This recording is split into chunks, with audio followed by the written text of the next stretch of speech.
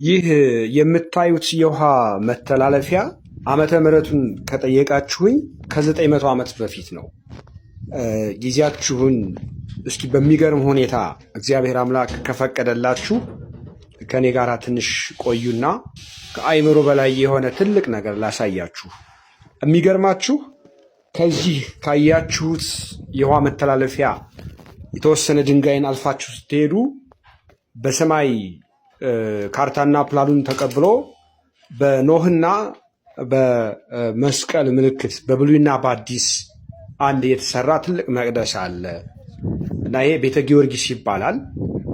ከአንድ አለት የተፈለፈለ ነው። የሰው ልጅ ከመሞቱ በፊት ሊያዩ የሚገባ ተብሎ የተጻፈለት ነው እና አሁን እዚህ ጋር ቆሜ አንድ ነገር ላሳያችሁ እፈልጋለሁ። በደንብ ልብ ብላችሁ አስተውሉ፣ እዩት። 3 መስኮቶች ይታዩዋችኋል አይደል? አንድ እዚህ ጋር፣ 2 አለ፣ 3 በየአራቱም ማዕዘን ብትመላለሱ እነዚህ 3ቱ በአብ በወልድ በመንፈስ ቅዱስ የተመሰሉ ናቸው።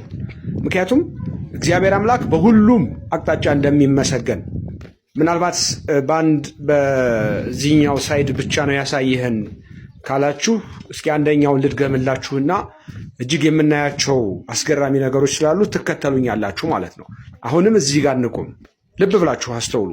ቅድም 3 መስኮቶችን ፊት ለፊት አሳየቻችሁ። አሁንም ይኸው አያችሁት?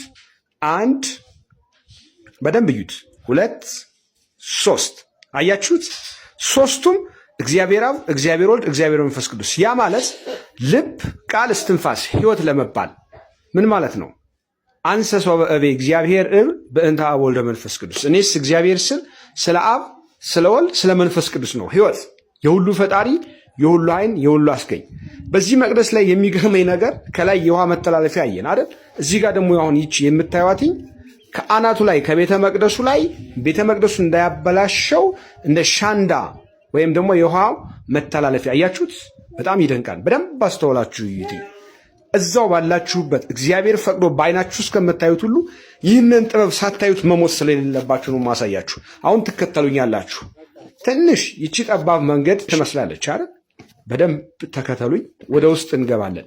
በነገራችን ላይ ዓለም ሁሉ የሚያደንቁት እንግሊዞች የኛ ነው ይላሉ፣ ከኃያልነቱ ከጀግንነቱ የተነሳ። ራሻዎች በሚጋቸው ስዕል አስለው ያስወነጭፉታል። ኢትዮጵያውያን ደግሞ የኢትዮጵያ ጠባቂ ሊቀ ገበዝ ይሉታልኝ። ለመከራው መከራ ሆንክ የተባለ ሐረገወይን ኮከበ ብሩህ ሊቀ ሰማዕት ቅዱስ ጊዮርጊስ ጻድቁ ንጉሥ ቅዱስ ላሊበላ ሌሎችን ቤተ መቅደሶች አንጾ ከጨረሰ በኋላ በሱ ስም የታነጸለ ልክ እግዚአብሔር ደምወዳቸውን በቅጽሬው ከወንዶችና ከሴቶች ይልቅ መታሰቢያ ያደርግላችኋለሁ እንዳለ። በእርግጥ ይሄ አያስደንቅም። ምክንያቱም በምድር ላይ ብቻ ሳይሆን በሰማይ ላይ ስማቸው የተጻፈ ነው። ቅዱሳን ሰማዕታት ደግሞ ከሌሎች ጸሎቶች ሁሉ ጸሎታቸው ቀድሞ የሚሰማ ነው። በጣም ተጋድሏቸው፣ አስተምሯቸው እዩት። ይሄም ውስጥ ለውስጥ የውሃ መተላለፊያ ዓለም ዳርክ ኮንቴንት በነበረበት ሰዓት ላይ ነው። ከዛ በፊት ከመሄዳችን በፊት እዚህ ጋር አንድ ማሳያችሁ ነገር አለ። እንደዚሁ ከ900 ዓመት በፊት የነበረ ከሜታል ወይም ከብረት የበለጠ ጥንካሬ ያለው እጅግ በጣም ጠንካራ የሆነ ምንም ሳይል እስካሁን ዘመን ድረስ የተቀመጠ ይሄ በር አያችሁት አይደለ?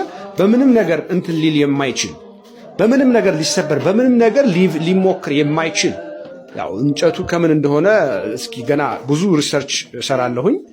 ታውቃላችሁ ከ700 በላይ ፔጅ የሚሆን ብሪቲሽ ሙዚየም ውስጥ አለ ዘ ሃጊዮግራፊ ኦፍ ኪንግ ላሊበላ እና ጊዜ ይኖረዋል እናስመልሳለን። አያችሁት በሩ ያኔ የሚገርማችሁ የነበረ እና አሁን ተከተሉኝ።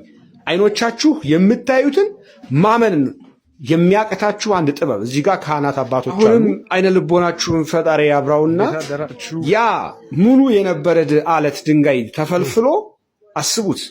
በሚገርም የሳይንስ ውጤት የፊዚክስ ቀመሮች ሁሉ እዚህ ጋር አልቀዋነኝ። ሊቀ ሰማዕት ቅዱስ ጊዮርጊስ ለመከራው መከራ የሆንክበት አማላጅነት ጥበቃ ከኛ ጋር ይሁን። ኃያል ሰማዕት በደንብ ዙሪያውን ተመልከቱ፣ ልብ ብላችሁ ተመልከቱ። እና በጣም የገረመኝ የደነቀኝ ነገር አሁን ከመሬት በታች ነው። ከመሬት በታች ሆነን በሚገርም ሁኔታ ፊት ለፊት የምታዩት ከካህናት አባቶች ዝማሬ ማህሌቱ አለ የሚቆምበት። ወደ መቅደሱ ዙሪያውን ዘወር ስትሉ በቃላት ልትገልጹት የማትችሉ ያኔ ጂፒኤስ ባልነበረበት ሰዓት እንዴት አድርጎ ከመሬት በታች መሰረቱን ወይም ደግሞ ይህንን ስራ ሰራው የምትሉት ብዙ ጥበቦችን ላሳያችሁ። ይሄ የምታዩት ሰው ከውሃና ከመንፈስ ቅዱስ ካልተወለደ ወደ እግዚአብሔር መንግስት ሊገባ አይችልም የሚለው በጥምቀት ምሳሌ ነው። ይሄ የምታዩት ቀጤማ በቅሎበት የምታዩት። ወደዚህ ወደ ቀኝ ስትሄዱ ደግሞ ማህሌት ነው።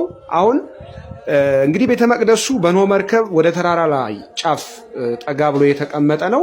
አስቡት። እዚህ ጋር ያልነገርኳችሁ ከላይ ያሳየኋችሁ ነገር መስኮቱ ታችኛው የተዘጋ ነው። ለምን?